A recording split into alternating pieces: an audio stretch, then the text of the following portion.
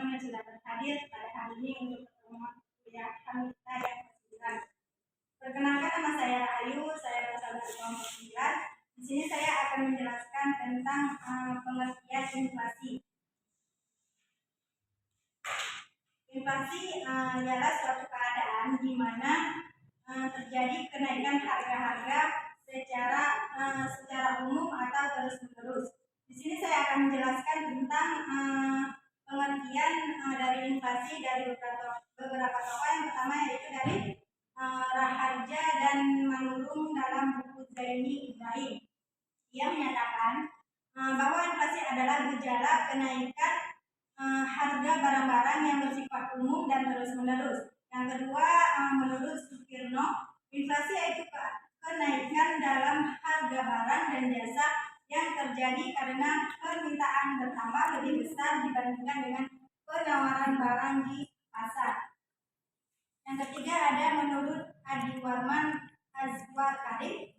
Menurut beliau, pengertian inflasi Islam tidak berbeda dengan inflasi konvensional, yaitu mempunyai pengertian sebagai sebuah gejala kenaikan harga barang yang bersifat umum dan terus-menerus. Dari pengertian ini merupakan gejala yang terjadi karena kenaikan harga barang, yaitu terjadi secara sengaja ataupun secara alami yang terjadi tidak hanya di suatu tempat tetapi di seluruh penjuru suatu negara, bahkan di seluruh dunia.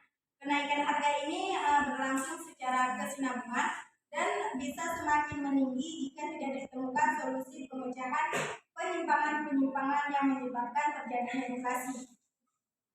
Berbicara mengenai inflasi selalu dihubungkan dengan jumlah uang yang beredar. Ada beberapa teori yang menjelaskan penyebab terjadinya inflasi. Yang pertama ada teori kuantitas, yaitu teori ini menerangkan pada peranan jumlah uang beredar dan harapan ataupun ekspektasi masyarakat mengenai kenaikan harga terhadap timbulnya inflasi. Intinya, inflasi hanya dapat terjadi jika penambahan volume uang beredar, baik uang kartal maupun uang kira. Yang selanjutnya ada teori dari Keynes, yaitu memiliki pandangan bahwa hal yang paling menentukan stabilitas kehidupan ekonomi nasional adalah permintaan masyarakat. Kemudian hal ini terkait dengan produksi dan kapasitas produksi yang tersedia. Rendahnya kapasitas barang yang diproduksi berkaitan harga yang menjadi naik sehingga timbulnya inflasi. Yang ketiga ada teori strukturalitas, yaitu teori ini menitik beratkan pada harga-harga yang berkembang. Menurut teori ini yang mempengaruhi perekonomian ada dua. Yang pertama, ketidakelastisitasan penerimaan ekspor. Yang kedua, ketidakelastisitas penawaran atau produksi bahan makanan di dalam maupun luar negeri. Selanjutnya saya akan menjelaskan tentang perbandingan antara teori inflasi konvensional dan teori inflasi Islam.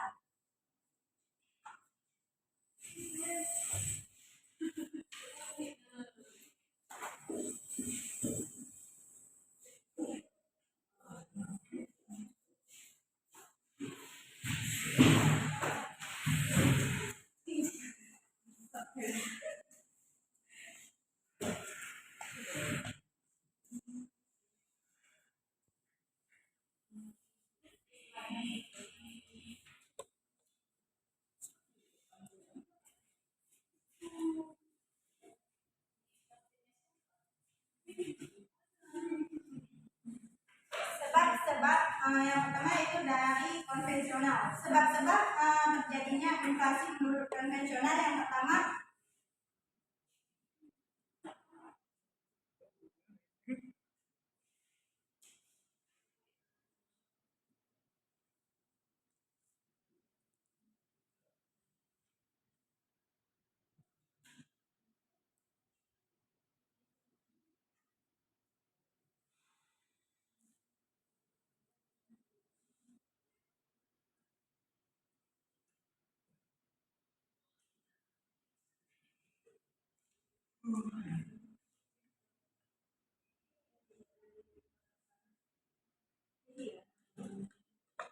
pertama yaitu sebab policy induction. Policy induction ini disebabkan oleh kebijakan ekspansi moneter yang juga bisa merefleksikan definisi anggaran yang berlebihan dan cara pembiayaannya. Yang kedua ada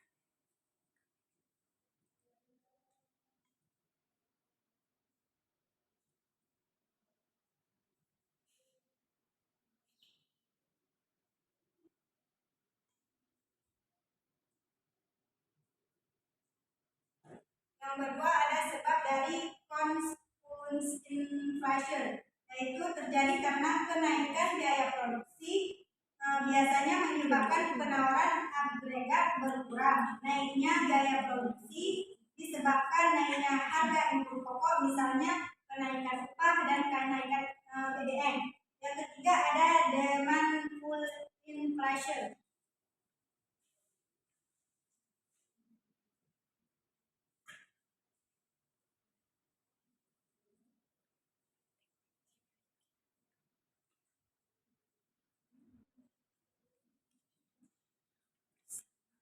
Yaitu disebabkan oleh permintaan agregat yang berlebihan yang mendorong kenaikan tingkat harga umum. Yang keempat adalah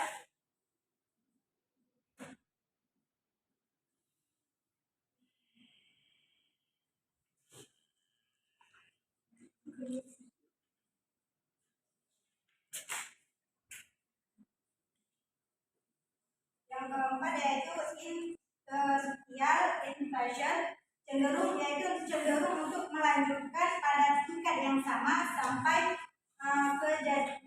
kejadian ekonomi yang menyebabkan berubah. Selain ada sebab-sebab terjadinya inflasi, ada juga solusi dalam mengatasi inflasi.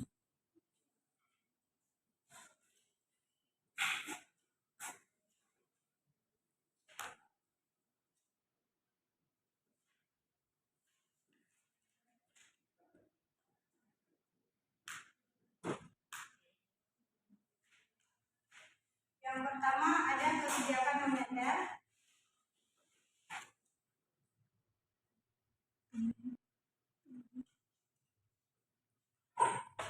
Kebijakan moneter adalah pengaturan jumlah uang yang beredar, politik pasar terbuka, bank sentral menggunakan tingkat diskontu atau diskontu. Yang kedua ada kebijakan fiskal.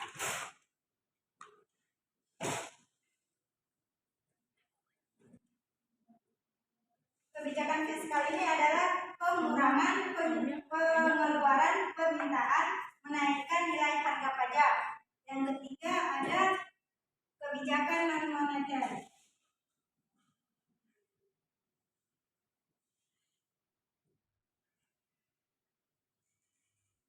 Kebijakan non moneter ini adalah meningkatkan hasil produksi, kebijakan upah, pengawasan harga. Selanjutnya ada sebab inflasi menurut Islam.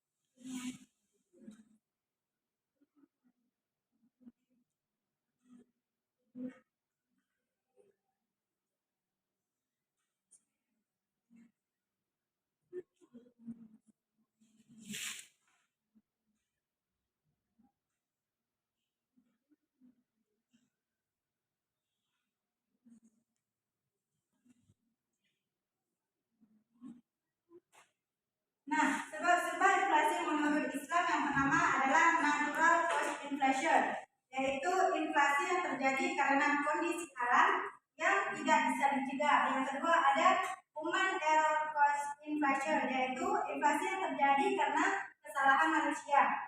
Yang selanjutnya ada solusi dalam mengatasi inflasi.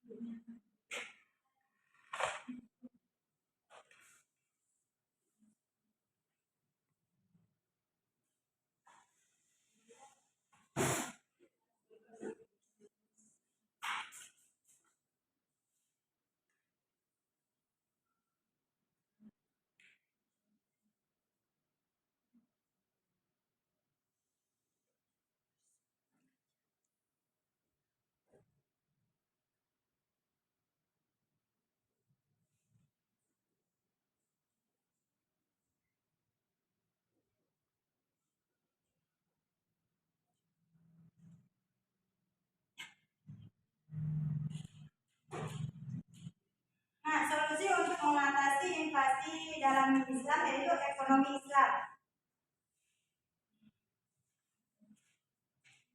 Ekonomi Islam yaitu ilmu pengetahuan yang menyoroti masalah perekonomian. Sama seperti pengertian ekonomi konvensional, hanya saja dalam Islam, ekonomi Islam, nilai-nilai Islam menjadi landasan dan dasar dalam setiap aktivitasnya. Dan selanjutnya ada kebijakan moneter, kebijakan fiskal, dan kebijakan non moneter. Selanjutnya ada perbaikan perilaku masyarakat. Perbaikan perilaku masyarakat yang dimaksud di sini adalah masyarakat Islam mengajarkan manusia untuk berperilaku baik dalam menggunakan sumber daya untuk produksi barang dan jasa yang dibutuhkan manusia. Dalam Islam, umat manusia dilarang untuk berlebih-lebihan dalam hal apapun, seperti yang telah dijelaskan dalam Quran surat Al-Isra, yang artinya sesungguhnya pemborosan itu adalah saudara-saudaranya syaitan, dan syaitan itu adalah sangat ingkar terhadap Tuhannya. Yang keenam ada reformasi terhadap sistem moneter yang ada sekarang dan menghubungkan antara kuantitas uang dengan kuantitas produksi. Yang ketujuh ada larangan penyimpangan ataupun penimbunan harta dan mendorong larangan menyimpan atau menimbun harta dan mendorong untuk menginvestasikannya. Yang ke-10 ada meningkatkan produksi dengan memberikan dorongan kepada masyarakat secara material dan non material. Secara material dan moral. Yang 11 ada menjaga pasokan barang kebutuhan pokok. Ini sekian presentasi dari saya. Kurangnya saya mohon maaf. Wabillahi taufiq wal hidayah. Assalamualaikum warahmatullahi wabarakatuh. Waalaikumsalam warahmatullahi wabarakatuh.